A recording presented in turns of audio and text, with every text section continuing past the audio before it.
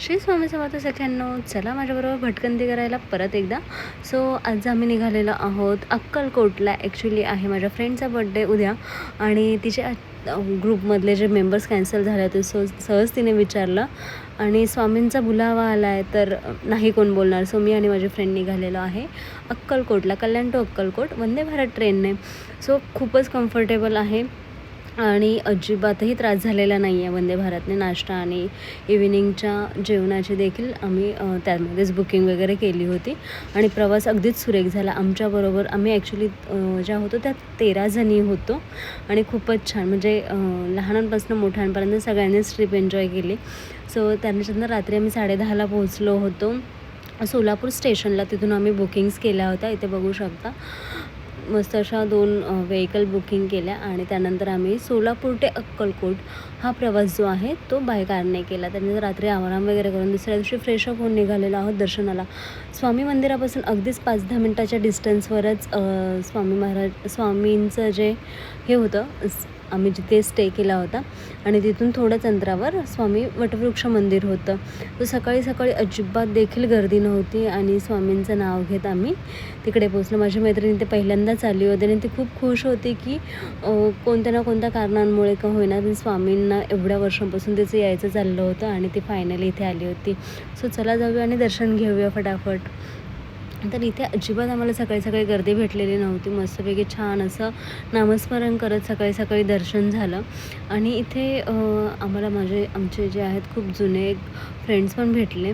So जे बोलतो ना, जे ठरवलेलं असतं स्वामींनी तर वेळोवेळी होतंच. त्याच्यानंतर आमच्यापैकी काही मंडळी जी आहे ती अन्नछत्राकडे गेली होती.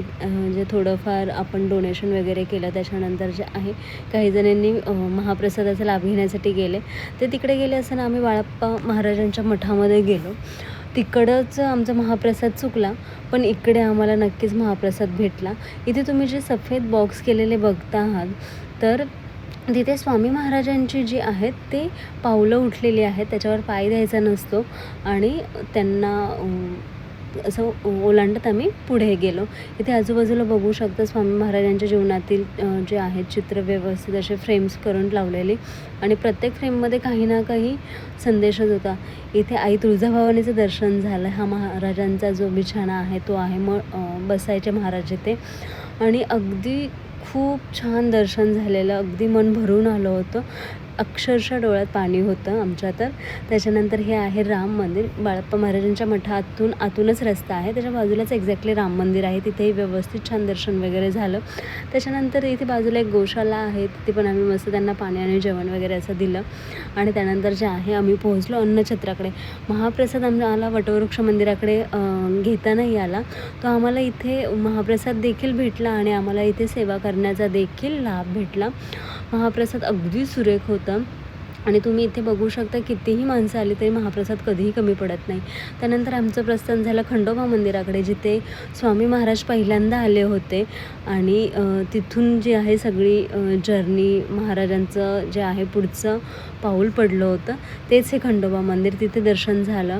पुजारी काकांनी आम्हाला खूप छान सगळं सविस्तरपणे वर्णन करून सांगितलं आणि मस्त छान दर्शन करून आम्ही निघालो आहोत महाराजांच्या मंदिराकडे.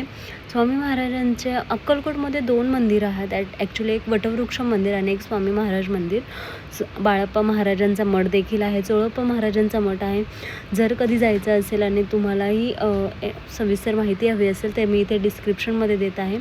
तर खंडोबा मंदिरातनं आम्ही इथे स्वामी महाराजांच्या मंदिरात आलो होतो. खूपच एनर्जी हाय आहे. अक्षरशः शब्द नाही आहेत माझ्याकडे वर्णन करण्यासाठी. त्यानंतर जे आहेत मंदिराच्या अगदीच बाजूलाच लागून चोळप्पा महाराजांचं घर आहे, जिथे स्वामी महाराजांचे जे पादुका म्हणा किंवा त्यांनी वापरलेली वस्त्र, दंड, कोट, ह्या सगळ्या अशा गोष्टी व्यवस्थितपणे जपून ठेवलेल्या आहेत. त्यानंतर मार्केटमध्ये थोडीशी शॉपिंग करून आम्ही निघालो त्याच्यानंतर तुळजापूरला. इथे ॲक्च्युली तुळजापूरमध्ये पोहोचलो होतो आणि ते तुम्ही बघू शकता की खूपच छान प्रवेशद्वार बनवलेलं आहे. तुळजापूरची एनर्जी देखील खूप जास्त हाय आहे. म्हणजे अक्षरशः असं फील होतं की आपल्याला की नाही इकडे काहीतरी आहे असं. आणि त्याच्यानंतर इथं पण आम्ही मस्त छान दर्शन घेतलं. ॲक्च्युली 13 जणी होतो, पण मागे पुढे थोडंसं चाललं होतं आमचं, कारण की काही जणी वयस्कर होत्या. आतमध्ये गाभाऱ्यातलं दर्शन झाल्यानंतर बाहेर आलो, त्याच्यानंतर आरती वगैरे करून घेतली. फोटो सेशन तो बनता है बस, त्याच्यानंतर फोटोज वगैरे काढून घेतले. आणि ते मी तुम्हाला दाखवते की मंदिराच्या तुळजाभवानी मंदिर आहे ॲक्च्युअल, आणि त्याच्या आतमध्येच जे आहे ते 3.5 शक्तिपीठांचा असा हा सुरेख असं स्थापित केलेलं आहे, जिथे तुम्हाला प्रत्यक्षात म्हणजे ज्योतिबा, खंडोबा, त्याच्यानंतर 3.5 पीठं हा सगळं असं तिथे तुम्हाला बघायला भेटतं. त्याच्यानंतर गाणगापूर तर आज आमच्या ह्याच्यामध्ये नव्हतं, तरी गुरुमाऊलींचं दर्शन हे इथे झालेलंच होतं मला.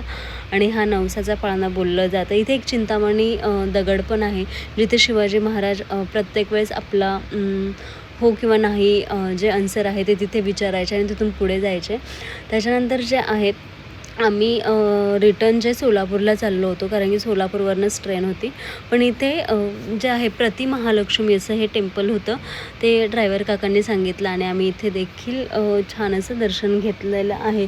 इकडे देखील नेहमी आणि रोज महाप्रसाद असतो. त्याच्यानंतर रात्रभर प्रवास करून दुसऱ्या दिवशी सकाळी पोहोचलो आहे कल्याणला 6:30पर्यंत. सो कसा वाटला व्लॉग नक्की सांगा आणि थँक्यू सो मच. फॉलो